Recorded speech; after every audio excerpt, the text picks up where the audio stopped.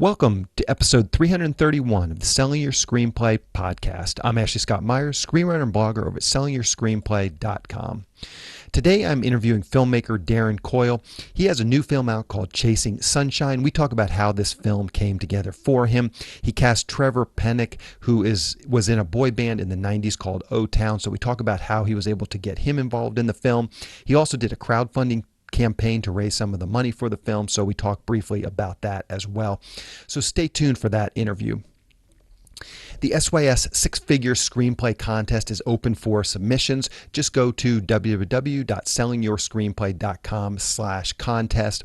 The regular deadline ends June 30th, and then the contest closes on July 31st. So just 2 more months to get your screenplays entered. The idea for the contest was simple: find the best low-budget scripts and present them to the industry. I'm defining low budget as less than $1 million US. In other words, 6 figures or less. Every submission will get read by at least 3 professional readers, and I've lined up about 40 industry judges to read the scripts that move out of the first round. We're giving away thousands in cash and prizes to the winners. Once again, if this sounds like something you'd like to learn more about or perhaps enter, just go to www.sellingyourscreenplay.com/contest. If you find this episode valuable, please help me out by giving me a review in iTunes or leaving a comment on YouTube or retweeting the podcast on Twitter or liking or sharing it on Facebook. These social media shares really do help spread word about the podcast, so they're very much appreciated. Any websites or links that I mention in the podcast can be found on my blog in the show notes. I also publish a transcript with every episode in case you'd rather read the show or look at something later on. You can find all the podcast show notes at www.sellingyourscreenplay.com/podcast, and then just look for episode number 331. If you want my free guide, How to Sell a Screenplay in 5 Weeks, you can pick that up by going to sellingyourscreenplay.com/guide. It's completely free. You just put in your email address and I'll send you a new lesson once per week for 5 weeks, along with a bunch of bonus lessons. I teach the whole process of how to sell your screenplay in that guide. I'll teach you how to write a professional logline and query letter and how to find agents, managers, and producers who are looking for material. Really is everything you need to know to sell your screenplay. Just go to sellingyourscreenplay.com/guide. So now a quick few words about what I'm working on. Hopefully everyone is staying safe with COVID-19 lockdown. Obviously the big thing I've been doing is the contest. That's taken quite a bit of time, which is great, as I think the contest will be a big part of SYS in the years ahead. Seems to be working well. Scripts are coming in. The producers, the industry judges, they're all getting excited to get the script. So everything seems to be working well there. And again, I think it's going to be something that I continue to do in the years ahead. So I feel like it's time well spent, but it definitely did set me back a little bit. One aside, which might be interesting to screenwriters, as I talk with the industry judges, most of whom are producers, I'm trying to figure out what type of material they're looking for. And I'd say maybe 2/3 or even 3/4 of the industry judges are looking for genre material, which means a low budget action thriller and horror. This probably isn't a surprise to most people. Certainly if you listen to this podcast with any sort of regularity, probably not a big surprise. And yet I'm getting a lot of drama and comedy scripts submitted. So there are more. And these are more the Sundance type art house films that you generally think about when you say indie film. That's the type of film that I'm getting probably more submissions as opposed to the genre films. Now, this isn't to say that drama or comedy can't work. Certainly in the context of a contest like this, it definitely can work. And even in the context of these producers, again, there's still 1/3 or 1/4 of these producers that are looking for that type of material. So that's the good news. But there's definitely a little bit of an imbalance. You know, the type of scripts the producers are looking for the most doesn't exactly line up with the types of screenplays that writers are writing the most. So again, just keep that in mind. I preach this on my podcast all the time, but I think it's worth noting here. If you're trying to decide what spec to write next and you have a cool low-budget action thriller or horror script idea that you're passionate about, you might move that idea to the front of the line. Interesting too, the dramas and comedies seem to get the best scores from the first round of readers. So far, the top-rated screenplay, and in fact, I would even go so far as to say the top few scripts are all dramas. so far, the top rated screenplay that's come through so far is a period piece drama that got 2 recommends and 1 consider. It's fairly well contained. I think there is some debate whether it could be done for $1 million. I haven't actually read the script yet, but I've looked at the assessments from the readers, and one of them actually thought it would be more than $1 million. So again, it's probably pushing the line of what could be done for $1 million. But again, it got 2 recommends and 1 consider. Basically, 3 jaded readers who don't know this writer at all gave it those scores, and that's an incredible feat. I've been running the SYS script analysis service, so I've seen scripts come through. A lot of people buy the 3-pack, they get 3 reviews, and I've seen how hard it is. I don't think I've ever seen one that got 2 recommends and 1 consider. Don't quote me on that, but that's a really astounding feat. So again, I think it's worth noting all of this information. The scripts that get the highest ratings are typically the dramas and the comedies. However, those are not typically the scripts that most producers are looking to produce. So again, just keep this in mind. I'm not even sure what all of this is going to ultimately shake out at, but I just thought it was interesting as I'm going through this and starting to see these patterns. Hopefully I'll be able to share some more of these types of insights as it progresses. I do get emails from people, just commenting on my commentary, and those are helpful for me to kind of guide the podcast and see if people are finding this interesting. I find data and sort of analyzing it interesting, and so I'm looking at all this data as I'm running this contest, and because I find it interesting, I assume that other people will find it interesting too. But if you're not interested in this, just send me an email, say, yeah, it's not interesting to me, or if you are interested in it, send me an email, say, yeah, this actually was interesting. I'd be curious to get some more of that type of data, and I'm happy to share some of it or all of it or whatever I come up with. I think it's interesting. So if people do too, please just kind of let me know in some way, even a tweet or something. I can kind of gauge sort of reaction of the podcast just through sort of that feedback that I get, however you like to send feedback. Okay, so now that I've got the contest up and running, I'm starting to spend some significant time back on the Rideshare Killer. Our editor has been working away and probably has about half the film now roughed out. So now I'm going through and making notes on the various sections and starting to think about the music, the credits, that sort of thing. This is actually really where the movie is made. I mean, you have sort of a finite bucket of shots that you shot, and so now you got to put them together. Obviously, you can always go out and do reshoots, but that's expensive, so we've got to really limit that. I think we probably do have a little bit of money where we could go maybe do a day or 2 of reshoots with a really skeleton crew, maybe 1 or 2 actors. There probably will be some cuts, but that's probably another month or 2 or maybe 3 down the road, because we really want to get the picture locked and be as efficient as possible, because we're not going to get to do reshoots and then more reshoots. We're going to have to, on this budget, we're going to have to go and really do it quickly. I'm hoping not to do reshoots, but the bottom line is there's little things that are missing, and so as I'm going through this is what we're sort of trying to make sense of. And I find this sort of stuff funny, or not funny, fun. I find this is actually this feels like really movie making to me, more than writing a script, or more than even being on set shooting a movie. Actually putting the pieces together and actually seeing kind of even a rough cut without music feels much more like a finished movie. And I'll give you kind of an example. For instance, I'm missing some good footage for a transition from one section to another. I'm trying to figure out a creative solution. We have this party scene and there's a time cut. They're out in the backyard talking, and then the next scene they're in the living room talking, and one of the actors is the same actor, and it just is, it's a little bit of an odd cut because it's a time cut, but you can't quite tell that the way the thing is shot. Ironically too, the first thing I did was I went back and looked at the script, and I made notes as I was in pre-production. I was making notes about transitions and kind of things, and I kind of was curious, like, well, what did I think I was going to do for a transition? And I went back at my notes, and I kind of knew there was a problem looking back at my notes, even on the script stage. So again, this is something to think about. This probably could have been fixed in the script a little bit, because I knew I had a problem. The transition wasn't really that clean, it felt a little bit weird in the script, and so obviously in the finished film, or this rough cut that I'm looking at, it feels frankly even weirder. So we didn't get a lot of that B-roll party scene footage that we probably need. Won't be that hard to go and get, but potentially will cost some money. But those are the types of sort of things that we're going through, is just trying to find the best cuts, trying to find the best coverage that we got with this sort of very limited pool of shots that we have. So again, this feels like really making the movie, and I find it sort of the most fun part, but it is time consuming, needless to say. But it is, again, I think it's fun to kind of come up with these creative solutions given sort of the parameters that we have. Anyway, hopefully another month and we'll be real close to a rough cut.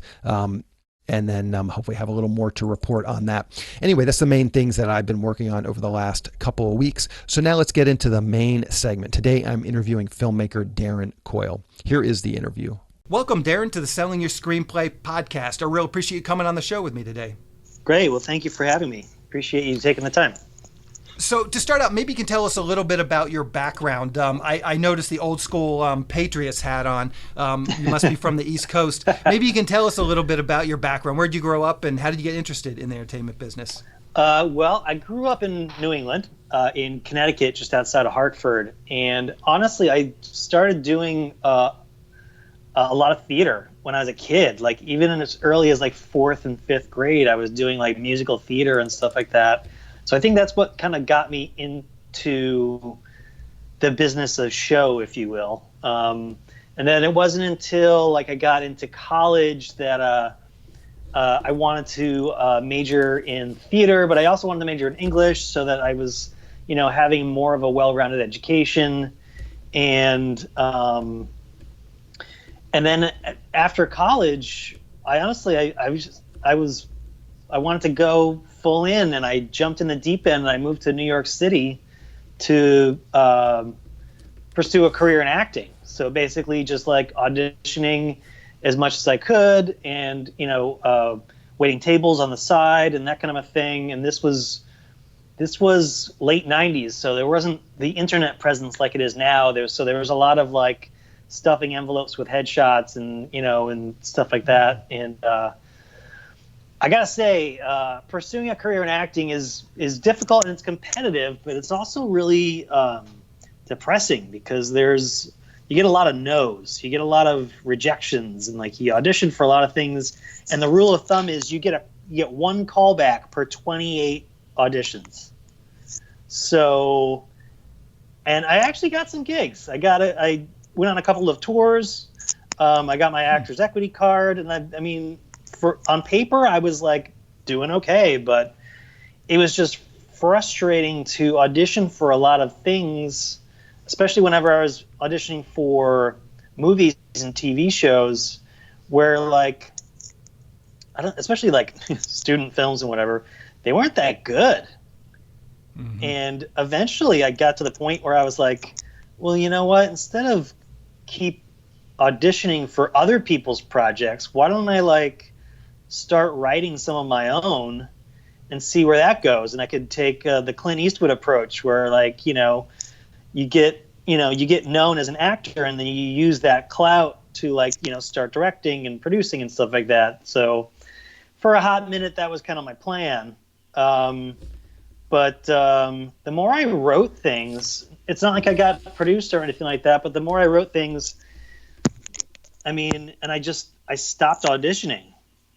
And honestly, it was such a nice feeling to like not have to go through all that anxiety and stuff on a weekly basis. And so I started writing more and more, just like short screenplays and one-act plays and stuff like that. And none of it was any good. I would just like show my roommate and good friend at the time. He was an actor, and I would just like give it to him to read, and he'd give me notes on it or whatever.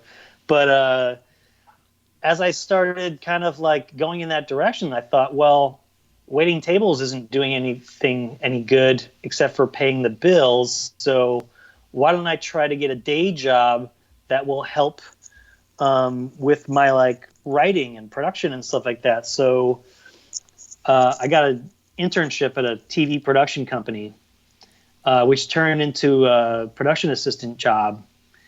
And that was kind of like my first foray into like TV production.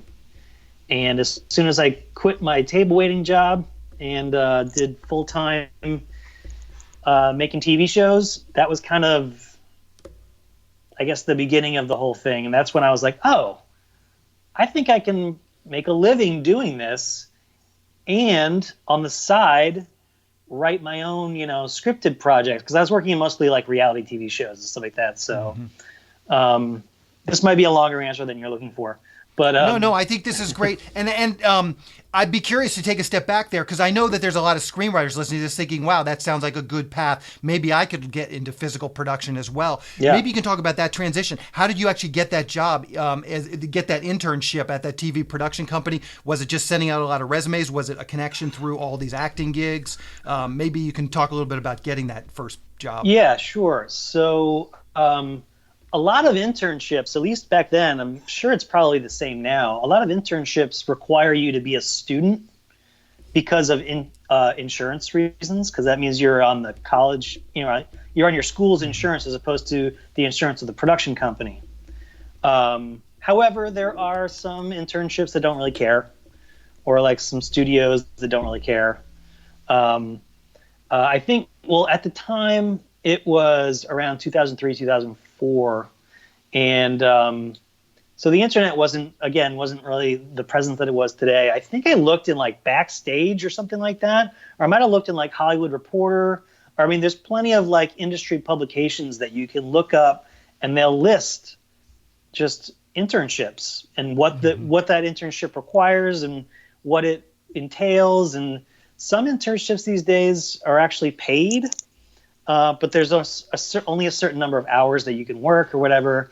But I figure the closer you can actually just physically get yourself to the center of power, especially in this town, the better for you, especially as a writer, because like, let's say you're writing and you've got a couple of scripts that you think are pretty good, and you're an intern. I know this is cliche. This is nothing new, but like you're an intern and at some production company or a studio, and you catch the eye of one of the people in charge, and they think, "Oh, you're smart. You're a clever kid. I'm gonna help you out." And at some point in time, you can work it into the conversation that you're a writer. And I kind of figure it's like any way you can get your foot in the door is the better for you.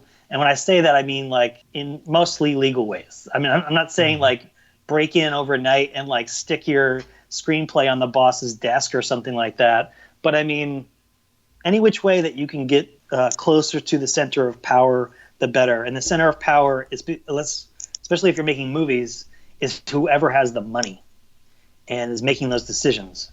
And if you can get in with one of them, then all the better for you. But just know that when you get that opportunity, you better have your ducks in line. Your screenplay better not suck. Because if your screenplay if you get that opportunity, you give this person, this powerful person, your screenplay, they read it or they have their reader read it, and they think it's mediocre or it sucks. That's it. You've blown the one chance you're going to have. So good luck is preparation meets opportunity. So make sure your preparation that you've put in the work and worked over the last couple of years or whatever to like get at least a decent screenplay so that you're not, wasting your time. Yeah, for sure. So what do you think it is that attracted you to the entertainment industry? You talk about how as a kid you were into theater, into acting, and then eventually are turning this into an actual career. Like why? I mean, I'm sure a lot of your friends went into accounting or this or, business or whatever else. Why do you think you stuck it out with the entertainment industry? And I'm asking you because I wonder this about myself, frankly. Well, true. A lot of people that I went to high school with stayed in Connecticut and work for an insurance company or a bank or United Technologies or whatever now. But I mean, from the get-go, like I wanted to do what I loved. And my parents were kind enough to say, you can major in whatever you want, but you're going to college regardless. So I was like, all right, well, if I'm going to college, I'm going to major in theater. I actually spent my freshman year at NYU just studying acting in their studio system, and ended up not being the best choice. So I ended up transferring to Connecticut College, but I still stayed a theater major. But honestly, I couldn't see myself doing anything else. And I figured, well, if I get halfway through my life or all the way through my life and I have a big regret, or like, I didn't try, I'd rather have tried and failed than to never try and just play the safe road. I can say that now because, you know, I don't have kids, I don't have a mortgage or whatever, but like, I mean, I did it just for that. I didn't want to have any regrets. Yeah, for sure. Let's dig into your latest film, Chasing Sunshine. Maybe to start out, you can give us a quick pitch or logline. What is that film all about? Sure. So it's a feature comedy. It's an odd couple road trip movie where we follow Darcy and Jack on a scavenger hunt around the San Fernando Valley, and knock on wood, at the end of this hunt is Darcy's secret admirer. So we kind of like follow clue to clue to clue. And well, right now we're actually doing a special stay-at-home release. We were going to release it in a couple of months, but right now we're doing like a special stay-at-home release on Vimeo on demand. If you just go to ChasingSunshineMovie.com, you can download it, you can purchase it or rent it for 50% off. Oh, nice.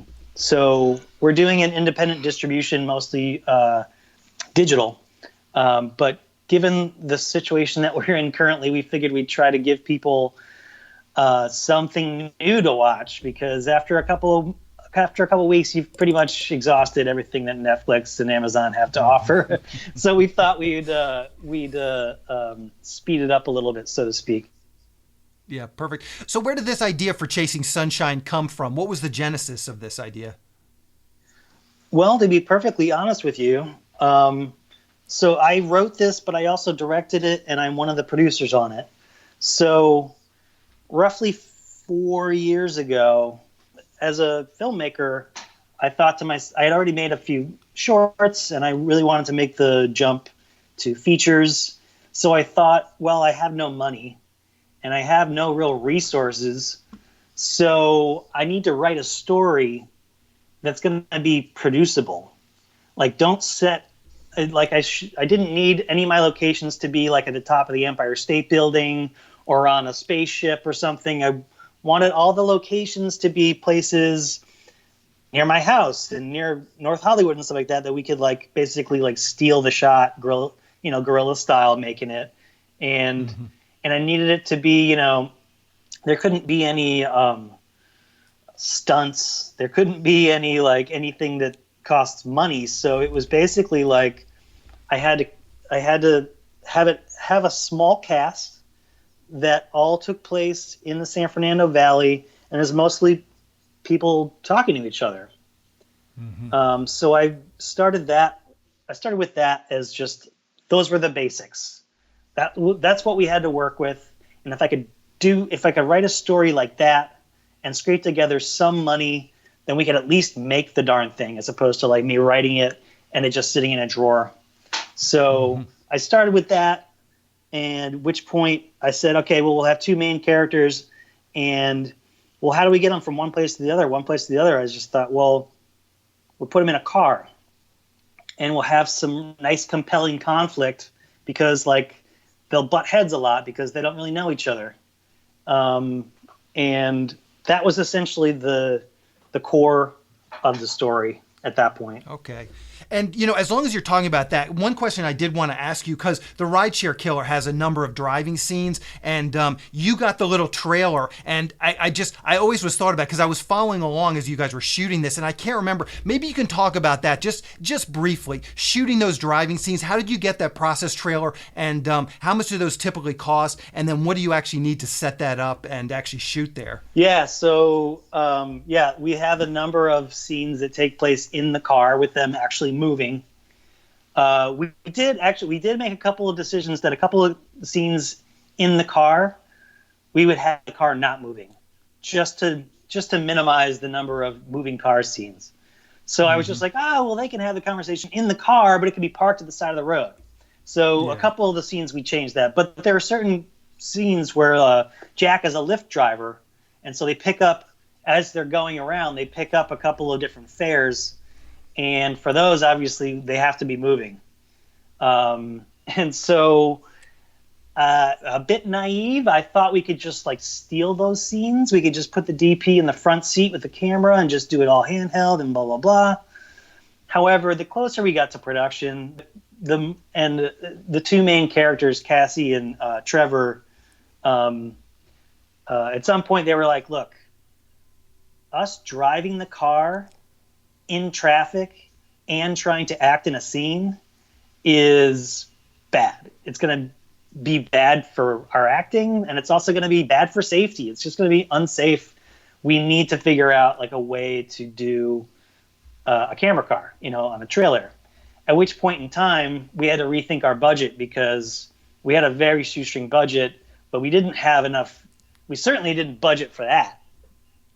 Mm-hmm. And you need a permit, and you need cops if you're driving on regular roads, and we have to do it all legit. We couldn't do any of it guerrilla style because then if, God forbid, anything happens, your insurance will kill you. So we had to do everything legit. We rented a trailer, and we got permits. We hired cops on motorcycles, and we made sure to do a handful of scenes all in one day. We would do all the driving shots in one day and just keep it very simple. And the camera car was actually fairly affordable, all things considered. And you can find these guys pretty easily. And he kind of gave us friend prices, even though he wasn't a friend. He was like, basically, he's like, look, if I have nothing else going on that day, I'd rather rent it to you for 75%, of my usual price than to rent it to no one. So we got kind of lucky that he didn't have anyone renting it that day. And we found a parking lot. We rigged it up. It took about 2 hours. We rigged it up with cameras and lights and sound, and then we just drove it around, shooting our scenes, just basically up and down Vineland. And that's how we did that. And just in just general, additional, like for that day, how much additional cost would you say it was for the cops and the process trailer and the permits? That day cost 25% of our budget. Okay. So it definitely was steep, but you just felt like it definitely merited the higher production value. The higher production value, yes, and B, honestly, the safety of it. Like, there's only so much you can push the line, but at some point you just have to go, look, we have to spend our money on this. There's no other way around it, and it looks cool. Like the shots that we got on the trailer look great. If I don't mind tooting my own horn, but it looks good. And it does add production value. Little things like that add production value and just bring your movie up a notch, Mm-hmm. Yeah. So we did not use the process trailer in our case, so we'll see. People can compare and contrast the driving scenes, because we did exactly what you said. We had the DP in the front seat, squished into the floor with a camera that was way too big for the thing. Yeah. In any event, so let's talk about your collaboration with Cassie. How did you guys meet? She is your lead actor. She's also one of the producers. So maybe you can talk about that collaboration a little bit. Did you pitch her the idea before you had a complete script? At what point did you bring her in, and just how did that relationship work throughout the production and pre-production, I guess? Yeah, well, I mentioned I was in New York writing and working in TV production. That's actually where I met Cassie. The two of us were living in New York and working in TV production around 2005, 2006, something like that. So we knew each other from there, and then a few years later, I moved out to LA, and I just started looking around on social media to see who else I knew that lived out here. And Cassie was like, oh, hey, I live out here now. I'm pursuing acting.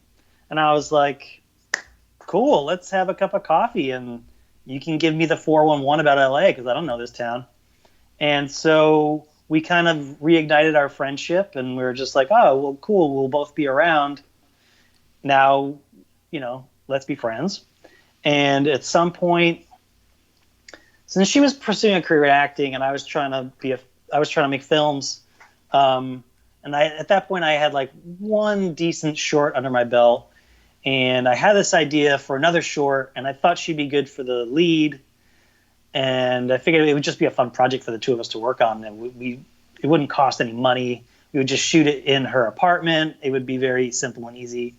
So I gave her the script. She read it. She loved it. We had some revisions, but a couple months later, we just shot it in her apartment, and it was just literally just her. It was just a one-person cast, and it was called Downward Dog. And I edited it together, and I finished it and submitted it to some film festivals. She won a couple of awards for Best Actress and stuff, and so. Soon after that, I was like, okay, Darren, you're not getting any younger. You want to make a feature. Let's do it now. Like, there's no time like the present. Let's just do it. So I wrote the script for Chasing Sunshine, and this was around Christmas or January of, 15, 16. And I met with her for a cup of coffee, and I gave her the screenplay, and I said, look, Cassie, I have nothing but a script. I have no money. I have no connections. I have nothing. But I want to make this movie.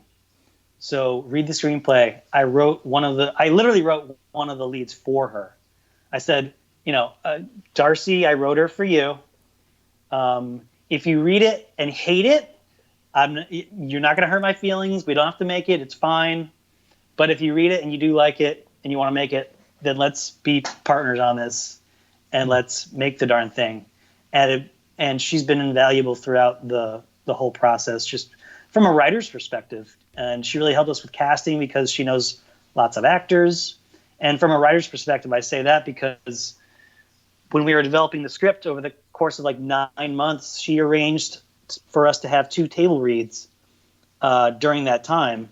And I'm sure as a writer yourself, hearing your words out loud and getting feedback from actors and stuff like that is invaluable. It really helps you so that you're not like just writing in a bubble. You can get feedback. And that really helped grow the script and grow the story and helped to develop it. Yeah, perfect. So how did you get Trevor Penick involved with the project? And how much did that help ultimately in terms of distribution and Kickstarter and all of that? Well, funny, at one of those table reads I was telling you about was one of Cassie's friends, Eric Hover, who ended up being a producer on the film. He's also an actor. He's an actor in the film. He was so he came to the table read, and he was nice enough to read all the non-dialogue stuff, like all the the narration. Yeah, the narration and stuff like that, which is a thankless job. And so he read that, and everyone left, but he stayed behind, and he was like, "Hey, do you have an actor that you have in mind for Jack already?" And at the time, we were still up in the air, and I was like, "I don't know. We're still kind of looking around." And he said, "I think my friend Trevor would be good for it." He's like, "Do you mind if I pass along the script to him?" And we were both like, "Yeah, sure. Why not?" And at which point I was like, "Who's this guy, Trevor?" And I think Cassie was like, "Oh, he's one of the members of O-Town." And I was like, "What? Okay, this guy's in a boy band. That's interesting." And so he read it, and he immediately liked the script. And so we met with him just to get to know him as a person. We met him for brunch or whatever. Eric and Trevor and me and Cassie, and there might have been another person there. And just to get to know each other, just to check out his vibe. He was totally chill, totally cool guy. And I said, "Well, look, with all due respect, I need to see you on camera. I need to ask you for a camera test for you and Cassie to see how you read and what your chemistry is like and all that," which he agreed to. And they did a couple scenes from the script on a an iPhone, just sitting in someone's apartment. And he was off book for the camera test. And he and Cassie had great chemistry, and I felt like he had a really good touch for the character. At which point in time I was like, great, look, if you want to do it, then we want you to do it. Let's do it. I mean, after I talked to Cassie about it, obviously. And I will say, when we were doing our crowdfunding campaign, which is how we raised most of our money, him being a member of O-Town and having a lot of fans out there actually did help us out big time. Yeah, so maybe you can talk about a little bit about the Kickstarter campaign. Do you have a couple of tips? Are there some things you tried that maybe didn't pan out? Are there some things that you tried that did pan out? This is, the major thing I would say is that you have to make your story a human story. You can't, it's not a, if you build it, they will come. It's not like that at all. And the cavalry isn't coming. You need to put in the hours, you need to put in the work, you need to put in the networking. And before your campaign, you got to set people up. Like, even just family and friends, you got to come out of the gate swinging. So like a bunch of my family and friends, I was like, look, on day one, I know you're going to give to this campaign anyways. Please do it on day one. So it looks like we're like actually making some traction.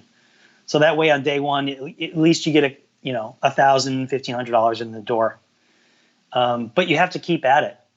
I mean, I have very good friends that I've known for 20 years that I had to like email and phone call 4 or 5 times before I get them to actually do the darn thing, and that's just my folks, I mean, there's plenty of other friends of friends but it's all about networking. It's all about getting out there and making sure that your video is around 2 minutes and it pitches you as a filmmaker as a personal story.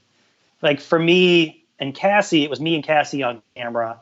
We were kind of like joking around and kind of like pitching the idea of the film, but also pitching the idea that the film is diverse. Like the cast was very diverse. Like our 2 main characters are minorities, like things like that. We were just really pitching it as this like different and unique story that they needed to be a part of, And I don't know if there was anything that we did that didn't work that I would say is a no-no. But I felt like we got the most traction, we got the most reaction out of people when you're selling yourself. As a filmmaker, I wasn't selling the movie, I was selling me. And Cassie was selling Cassie. We were saying, look, this is something we want to do. Get on our team, be on board. This is going to be great.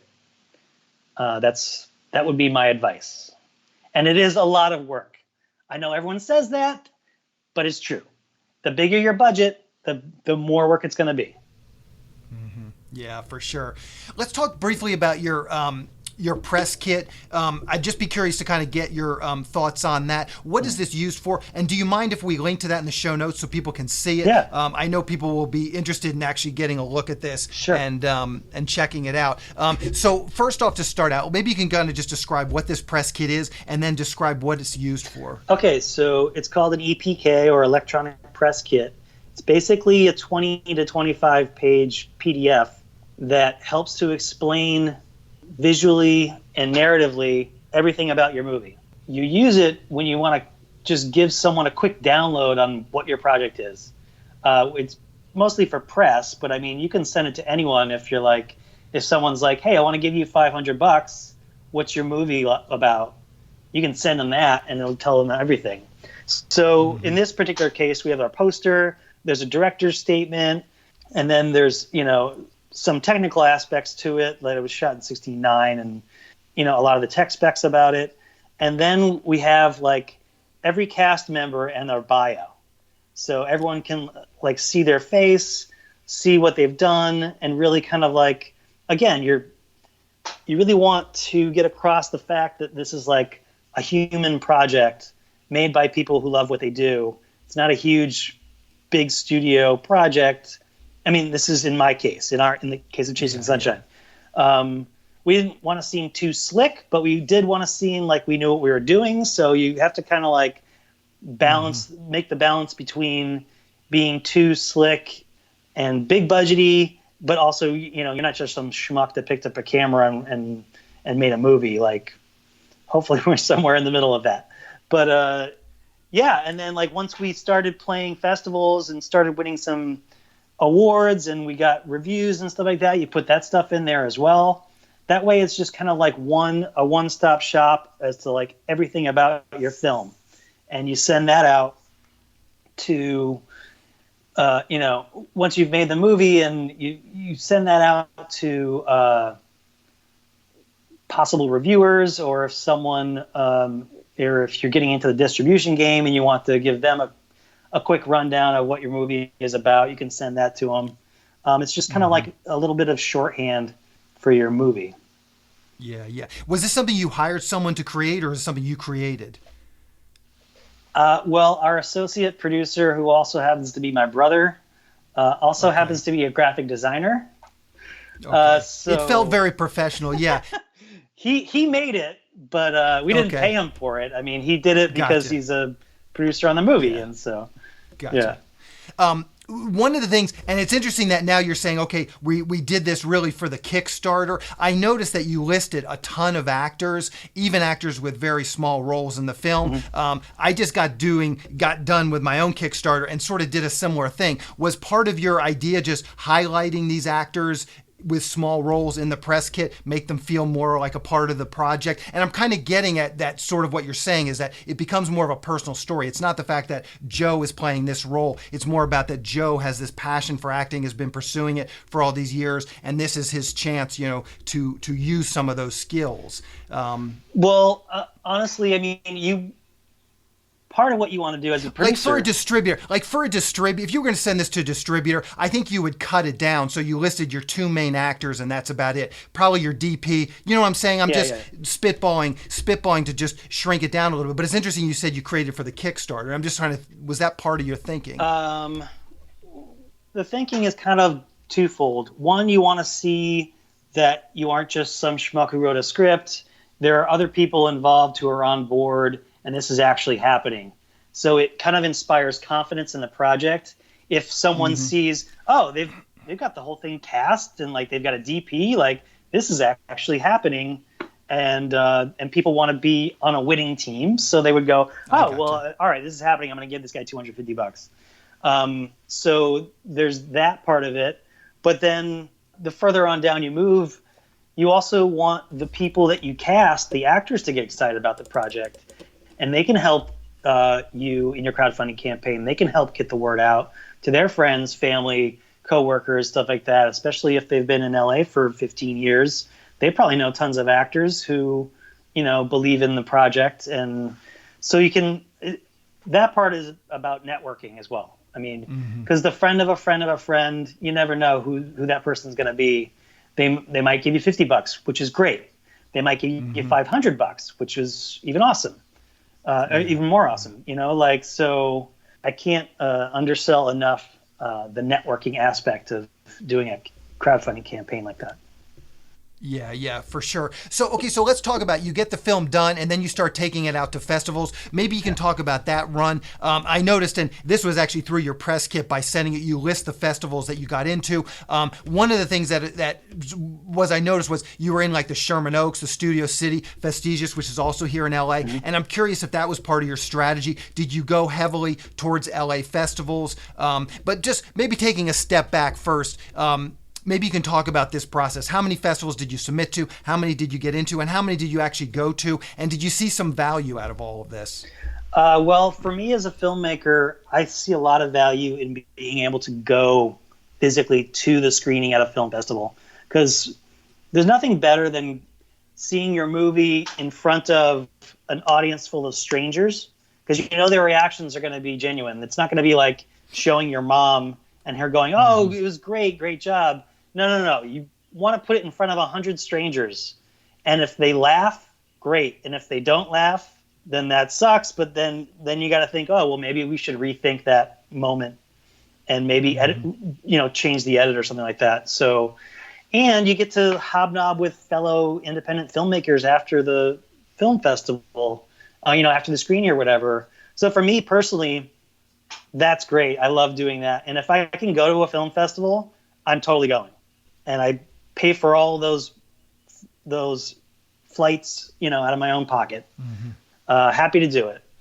And I think our success rate was around 20%. So like, which actually is pretty average. That's pretty good. Like, for every 8 no's you're going to get, you'll get 2 yeses, and if the film festival was in LA, and if it was local to LA, knowing that our cast and crew are all local to LA, I submitted it. I didn't care what festival it was, just because I figure if we get in, that's a great opportunity for the cast and crew to come see their work, and they don't have to travel or anything like that. So it's an easy yes for them.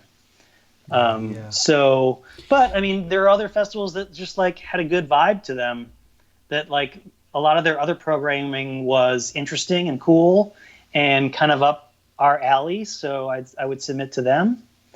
Then there were other ones that are really prestigious, but like they weren't the right home for us. And if you go to a film festival's website and you look at the last 2 years of their programming and the kind of like film festivals that are the kind of films that they program in their festival. There's this one Virginia Film Festival that was really prestigious. It was in Richmond, and when I first looked at it, I was like, oh, maybe I'll check this one out. But like the last 2 years, everything that they had programmed in their festival was female stories in like Africa or India. A lot of like international, like films. And I was like, okay, well, then that's not for us because we're not that. And clearly that's what they value. So like you can see different film festivals and like the vibe that they have and what they're used to programming, what they're not used to programming. Us being a comedy, any comedy film festival is a lock, but like anything else, you have to do a little bit of a dive and do your research and figure out what's going to be a good fit. Like the Jim Thorpe Film Festival was a great fit because they had a really eclectic, array of different films. Plus, they were only in their second year, so they were still kind of building an audience. And then like the Omaha Film Festival was a great film festival for us to go to. Just so happened that 2 of our producers were from Omaha. But also Omaha went for 7 days. So they had a lot of slots, a lot of programming. Like there's some film festivals that only go for 1 or 2 days. And if you're submitting a feature, you're not going to get picked because they're probably only going to have like 3 features in their festival. You have to look at that as well. Like if it only lasts 2 or 3 days, that's fewer slots for you to get programmed into.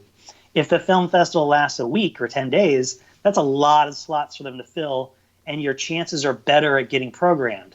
So you have to just look at a bunch of different factors, and like it's always going to be a numbers game. But And all that is excellent advice, and I hope people are really listening to that. The one other piece, and I found this extraordinarily difficult. I mean, everything you're saying, sort of doing your due diligence, I get that. But I like on Film Freeway, for instance, they have this system where you can leave feedback for a festival, and what I found overwhelmingly is that it's just nothing but positive feedback. And I suspect that if a filmmaker goes to a festival that's bad, I just don't think they really want to get on Film Freeway and bash it publicly. It seems like there's because ultimately they potentially might need these festivals. So my question is, how do you decipher the festivals that are worth going to? Because I have a number of friends, they fly across the country, they go to the festival, and there's basically nobody there, and they've had those experiences. And I'm curious, how do you vet those? How can you find out if there actually are people showing up, if it's actually worth spending the $500 for the plane ticket? Well, you have to look at look at their website. If their website sucks, then they probably suck too, because your website and your social media outreach show how engaged the film festival is with its audience. Now, if you go to this film festival's Facebook page and they haven't posted anything in 2 months, then they're not engaging an audience. If you go to their Twitter feed and they haven't posted anything in 3 months, or even on their website itself, if they have a post that says our festival is coming up in 2 weeks, and it's already, their festival has already happened, that means they haven't updated their own website. And if they aren't updating their website on a daily, if not weekly basis, and they're not engaging whatever audience that they were able to engage through social media and stuff like that, then they're not building an audience. And you're gonna go to their festival and you're gonna be sitting in an empty theater. And I've done that. Believe me, I've done it for a couple of my shorts. Luckily, knock on wood, for Chasing Sunshine, we didn't have that as a problem. But I mean, you got to see what they're doing, and if they're not doing much, then chances are they're not going to do much for you. Yeah. And I'm probably I'm probably nowhere near as good on the due diligence. In fact, I can tell just talking to you and how you go to the websites and look, I'm probably a little slack on the due diligence. And so maybe some of that falls on me. But one of the things that I would say, because I'm always looking for more efficient ways to do it. It seems like there could be a more efficient way than just pure due diligence. But I'll give you an example. It seems to me like Film Freeway, they could ask the film festival, how many feature films are you going to be screening during your festival? And that should be something that we could see very easily. That's actually a number that's very difficult to actually find. You have to do your due diligence. And that's where, because I submitted to a festival once and it was exactly what you're saying. I got rejected. And then when I started to go back and say, well, what happened? I looked and they literally, they did like 50 shorts and one feature. They only screened one feature film. So if I'd have known those were my odds, I never would have spent the $50. You know what I'm saying? There's things like that. And the other thing is they could also, Film Freeway could very easily, because they have access to these numbers, how many people submit and how many people get accepted, and then ultimately how many films are actually screened. Because the other thing that I found with the pinch was I got into a bunch of festivals that didn't screen any films. Like that was their thing, was they were basically just making money. Maybe they did an online festival or something, but it became clear that this was not really a real film festival. They were just giving out the laurels and saying, we accepted your film, but by the way, sorry, we can't screen. Right. I mean, I would love to tell you, not that I have all the answers or that I'm an expert on any of this stuff. Just having had the experience with a couple of shorts and now with feature, I'd love to tell you that there's like a magic bullet or some sort of like special sauce that you can use to like cut the line. But honestly, I would just sit there for hours and hours just doing research and figuring out which one, because there's not a lot of people doing that. I mean, I wish there was some third-party website that would give you, impartial, reviews and stuff like that. But like, sometimes you have to try to just read through the lines and see what's what and see what's a good fit. And obviously there's a lot of like crossing your fingers and just, hoping that, hoping they'll choose your film. But unfortunately, I mean, at least for me, my answer is I'm going to do the legwork. I'm going to figure these guys out. And sometimes I'm going to be wrong. Sometimes I'm going to pick one that I think is good and they treat their filmmakers like crap. Or I'm not going to submit to one and then, later on realize, oh, that would have been a really good fit. Why didn't I submit it? But it is a numbers game. Sometimes like on Film Freeway, they'll have a whole section. If you scroll down to the bottom left section, there'll be a little thing that's just free. And if you click on that, it lists a bunch of festivals that are like having a coupon going on right now. If you use their coupon code, you can submit for free. Now, these are obviously mostly like third tier festivals that are like in their first year or second year. Yeah. They're just trying to get some people in the door. But if it was free, I didn't care where it was. I submitted just because I figured, why not? But yeah, do your due diligence and hope for the best, I guess. Yeah. So well, good advice. So how can people see Chasing Sunshine? You mentioned it's going to be it's already out on the release. It's on Vimeo now. Yep. You're going to go to iTunes and some of these other services eventually. Eventually, we will go to some other platforms, but just with the whole coronavirus lockdown and whatever, some of these other platforms are having major slowdown in posting things or whatever. So, but we have it on Vimeo on demand right now. You can get there through our website. Actually, you can go to chasingsunshinemovie.com, and that'll click you right over to the Vimeo on demand page. Okay. And you can purchase Perfect. it, you can rent it, you can download it, and that's how you can see. You can also find us on Facebook, Chasing Sunshine Facebook, and on Instagram, which we're Chasing Sunshine Movie. Perfect. And do you mind sharing some of your own personal stuff, Twitter, Facebook, anything you're comfortable sharing? I will also round that stuff up for the show notes, just if someone wants to follow your career specifically. Yeah, sure. You can definitely I'm just Darren Coyle on Facebook. Okay. On let's see, Instagram, I'm Darren_W_Coyle. Okay. That's my Twitter handle. I'm sorry, that's my Instagram handle. And then Twitter, I'm just Darren Coyle 0626. Perfect. As I said, I'll round that stuff up for the show notes, and people can click over to it. Well, Darren, once again, I appreciate your coming on, and good luck with this film, and I look forward to hearing about your future films as well. Well, thank you very much, sir. I appreciate you having me on. Thank you. We'll talk to you later. Bye. A quick plug for the SYS Screenwriting Analysis Service.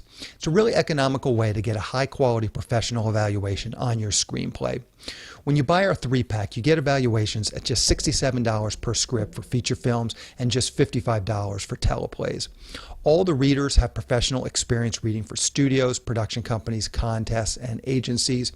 You can read a short bio on each reader on our website, and you can pick the reader who you think is the best fit for your script. Turnaround time is usually just a few days, but rarely more than a week. The readers will evaluate your script on 6 key factors: concept, character, structure, marketability, tone, and overall craft, which includes formatting, spelling, and grammar. Every script will get a grade of pass, consider, or recommend, which should help you roughly understand where your script might rank if you were to submit it to a production company or agency. We can provide an analysis on features or television scripts. We also do proofreading without any analysis. We will also look at a treatment or outline and give you the same analysis on it. So if you're looking to vet some of your project ideas, this is a great way to do it. We will also write your logline and synopsis for you. You can add this logline and synopsis writing service to an analysis, or you can simply purchase this service as a standalone product. As a bonus, if your screenplay gets a recommend or a consider from one of our readers, you get to list the screenplay in the SYS Select database, which is a database for producers to find screenplays and a big part of our SYS Select program. Producers are in the database searching for material on a daily basis, so it's another great way to get your material in front of them. As a further bonus, if your script gets a recommend from one of our readers, your screenplay will get included in our monthly Best Of newsletter. Each month we send out a newsletter that highlights the best screenplays that have come through our script analysis service. This is monthly newsletter that goes out to our list of over 400 producers who are actively looking for material. So again, this is another great way to get your material out there. So if you want a professional evaluation of your screenplay at a very reasonable price, check out www.sellingyourscreenplay.com/consultants. Again, that's sellingyourscreenplay.com/consultants. Quick update from Darren on Chasing Sunshine. It's now available on Amazon, but you can get a stay-at-home 50% off discount if you go to their website and buy or rent it through their website. Just go to www.chasingsunshinemovie.com. On the next episode of the podcast, I'm going to be interviewing director Martha Stevens, who just did a period piece drama called To the Stars. We talk through her career and how she was able to get this film produced. So keep an eye out for that episode next week. That's the show. Thank you for listening.